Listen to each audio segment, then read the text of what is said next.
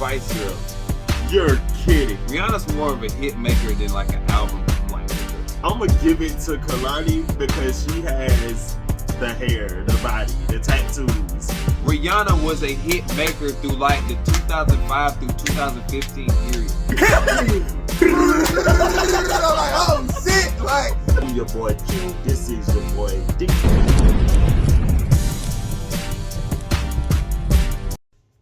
What's up, YouTube? Back today with another banger. And yes, the boy. This is why we listen to the boy and 21. Cause they deliver. They deliver. That fashion shit, we don't do that shit. We want to hear the boy and 21. You already know what we talking about, man. Drake and 21 Savage. Drop the fucking classic. Oh my God, man. This album makes this year worth of drops like worth everything. Like a lot of people delivered this year. And before we go any further, y'all like, subscribe, comment down below. You saw the thumbnail, so you know we talking about October's finest and 21. 21, 21. So you know what it is. So them boys dropped Friday and shit, boy, them niggas came to work. But before we go further, I live in Georgia. I live in South Georgia. So, you know, like I said, South Georgia, football's religion. Shout out to Tyreek Hill. He was at the game Friday. They have a big, I guess, what's the word? Rivalry with Waycross and Coffee County. It was a good game till like the third quarter. Them niggas went crazy. Ware County looked like fucking men and Coffee looked like boys. Like literally. Like, but I had a lot of good time. And a quick shout out for the culture, man. Like, you know, on this channel, we do music and it's all about culture, pop culture, hip hop, things like that. You know, we go outside of hip hop sometimes, but one thing that I love with music, during the game, Eminem's songs Lose Yourself came up, and literally it came up on the intercom. You know how they play songs during timeouts, all that bullshit.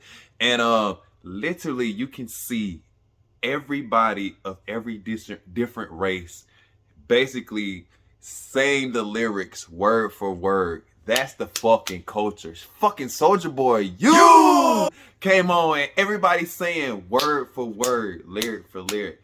That's the culture. That's why we fucking love music. It brings us together. No matter the color, the race, we love this shit, right? We love this shit. So, but yeah, man, it was a great time. Then Tyreek went crazy on Sunday and they got the dub. So, I had a great time. Love it. The Dogs bust Tennessee's ass, and everybody in the world thought that they was gonna score 50 on us. Let that shit go. Alabama fans, your shit over. Stop crying. Don't want to hear no excuses. Dogs, you see the Swift? That's the sign practice. This shit's real, bruh. This is not play. Like we do this. So it was a great weekend overall. But let's get back to my boy Drizzy and 21. They dropped a banger. The name of the album is Her Loss. If you haven't heard it by now, you're not a music fan. And if you haven't, go listen to it because it's definitely worth your time and your money. So definitely do that or whatnot. And before I get into the album too, I know they're supposed to drop before Halloween. 21 has a line in here about Halloween about to drop. And I'm gonna tell you that, well, you know, they had to push the thing back because boy was sick. That's what they heard. But what I really think was y'all niggas was afraid of Taylor Swift. That's what I really think. Cause she bring that fucking heat. I think that bitch went platinum in a week. Like, she's different. She's like that. And you didn't want to compete with that because you wanted a #1 album. But it's all good, bro. I feel it. Do what you do. October's finest. 21, do what you do. So that's what I think. But let's hop into the album or whatnot. Man, okay, I'm gonna post a list. Y'all look at the list. I'm gonna have it posted on the screen of songs that were really good to me and songs that was like could go without. And I tell you, this album had very few songs that I could go without because literally almost every song slapped on that bitch. I said, Drake, you know, I was the type of nigga that was like, man, Drake done lost it. Because Certified Lover Boy was not it. You got a few bangers, but from top to bottom, it was not it. And then you had, honestly, Nevermind. Everything was trash. I don't care how y'all try to hype Sticky, Gringo, bruh. It's not a top 10 Drake song. For you though, you did say that, but it's not. It's okay. I think Massive is better. And everyone loved Jimmy Cooks. But I don't know why Drake did that. You trying to be like Beyonce and drop a dance album? Well, she did it better. So, or whatever type of vibe it was, you didn't do it like she did. But this shit, Here, nigga, this shit right here, nigga. well, y'all snap. So let's just go over a few tracks. We're gonna go over a few tracks. I'm gonna tell you my overall ranking of the album and some closing thoughts or whatnot. So we're going to that first track, Rich Flex, and it's such a great opening track, and it gives me nostalgia because he samples 24s by T.I., and that is a top 3 T.I. song for me. When he threw that bitch on and I heard that beat, I wanted to get my shit and turn it to the side, bro. I was like, yes, Drake, yes, he killed it. And I was like, 21 did good on it. The different styles of beats in that song is great because he starts kind of slow, then he drops a beat, then Drake kind of goes a cappella, then the 24 beat drop. And I was like, oh my gosh, emotional roller coaster first track, let's fucking go. So great song. It really was my favorite song off the first listen. But after you give the album multiple listens, I'm pretty sure you'll definitely find something in here you love. Major Distribution, it was good. I was talking with my nigga Franco at work about it. That was the one he highlighted. I was like, it was good, bro, but that's not one I'm just gonna go right back to. But it was a good track. Like him and 21, they did their thing or whatnot.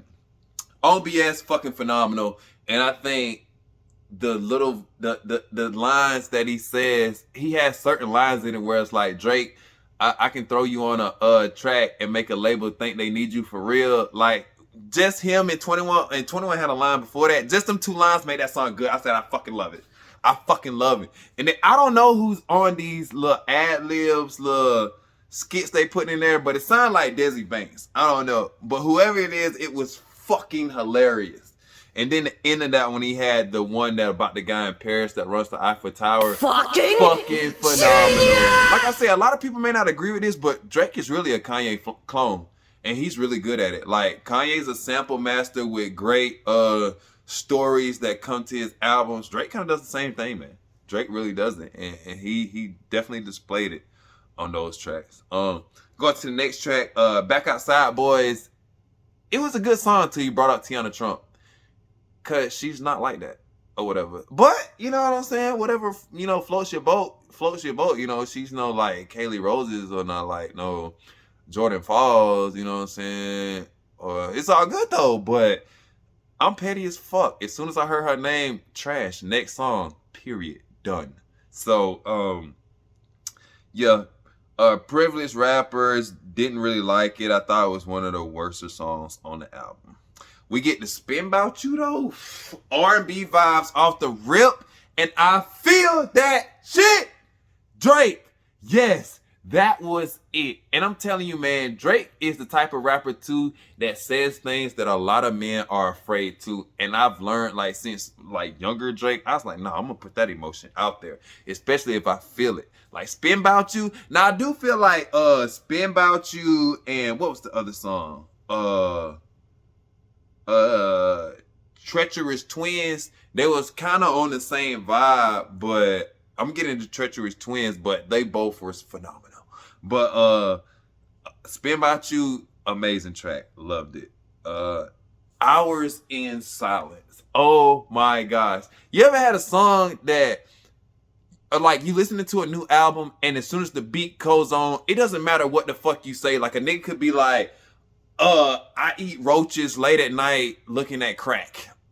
If that beat right, it don't fucking matter. And that was this song. But he wasn't spitting no bullshit. Like Hours in Silence, them boys was going in. Like Drake, that was old school Drake. See, Hours in Silence, that's what old school fell in love with Drake. Drake, yes. Hours in Silence is a fucking masterpiece, bro. And like I said, it took me back. It gave me so much nostalgia. That song could clearly go and Take Care. It could. And it would only elevate the album. So, Hours in Silence, phenomenal. And then, okay, spoiler alert, Treacherous Twins. Treacherous Twins. I don't care how I say that shit. That is going to be one of my favorite songs for the rest of my life. I fucking loved everything. His voice on that beat, the lyrics, the beats, like everything was perfect. I love it. And it was crazy when I first heard it. I was like, this is just a good song. But like I said, I listened to it so much over and over. Once I came through on like the 10th time and I was so excited just to get to that song, I knew it. I was like, this is the track. This is my favorite track. I don't think it's his best track according to like hip hop or like rappers. They wouldn't put this as the best track, but it's definitely my favorite. I loved it. Treacherous Trends, phenomenal. Then you get into the Circo Loco joint. Did I say that right? If I didn't, I don't care. Where you, of course, is gonna go big on the Meg Thee Stallion diss. Now, I didn't read into anything too much about, cause you know, they only highlighted the line that he said about Meg Thee Stallion, but they didn't highlight the line after where he said, "She know I'm just joking." So whatever relationship or whatever's going on between the two, I really don't care. But the shit was really fire, and it was a sample song, and he did great again.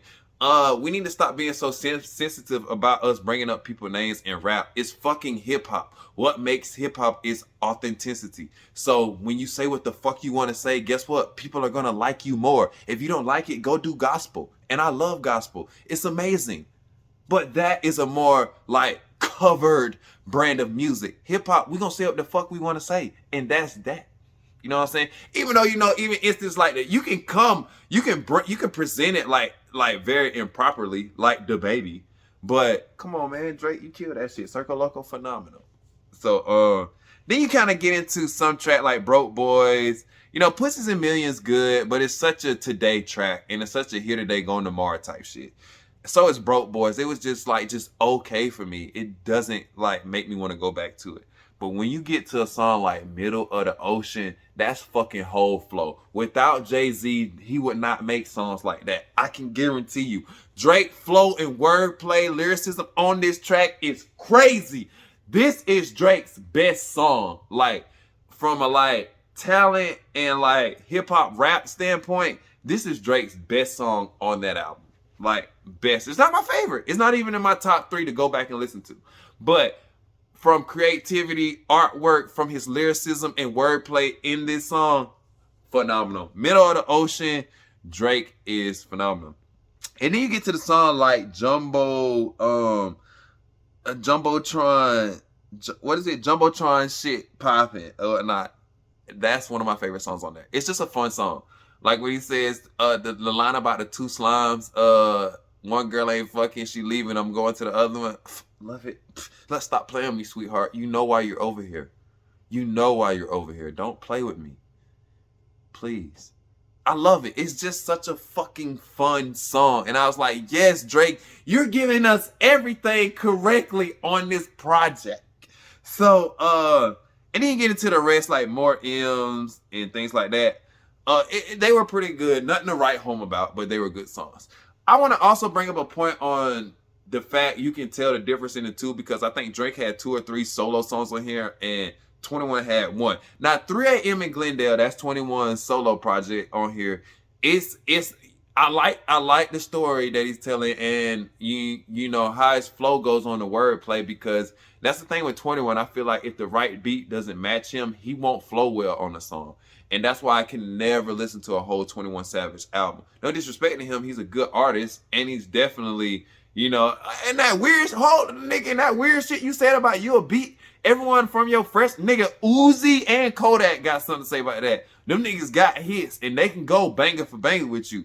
You done had that Drake stimulus package a long time. So calm down, nigga. That's all I'm gonna say. Calm the fuck down. But 3 AM in Glendale is a good song. It doesn't compare to Drake's solo tracks on here. It's not even fucking close. But they were good, you know, good projects. But yeah, man, I really like this album. This album was really great. I was not expecting it to be this good. I knew that when I turned it on, it would be some bangers I could play on the weekend if I'm drinking or like geeking or wilding or some shit. But like I didn't think I was gonna get all of this. And for my overall rating for this is crazy because we're gonna have an award show at the end of the year, and this is already in best album of the year category. This shit was phenomenal, and I'm gonna give it an 8.6 out of 10. Yep, I'm gonna give it a really high grade because 21 really delivered. He did good. 21 to play it safe, but he did really good. And Drake, phenomenal. Drake kind of still saying like, bro, I'm still like that. I'm still that guy. Pretty much. That's what he's saying. And if you had Jimmy Cooks on this, oh shit. But anyways, but them boys did their thing. This was a great album. I'm definitely gonna play it for months out. I really loved it. And yeah. So that's all I'm saying. And like I said, I really appreciate the fact that Drake gave a lot more of his work than 21's. And that's always gonna work better in favor. So yeah, that's all I got to say for her loss. Phenomenal album. Can't wait to see what Drake's gonna drop next. Drake's that guy. We already know that. And yeah. Make sure, like I said earlier, y'all like, subscribe, put y'all favorite tracks down there, and y'all ranking of the album, and just let me know how you feel. I don't give a fuck what you think. Just let me know what you feel. So, yeah, and may the best of your todays be the worst of your tomorrows. And we out this bitch. Peace.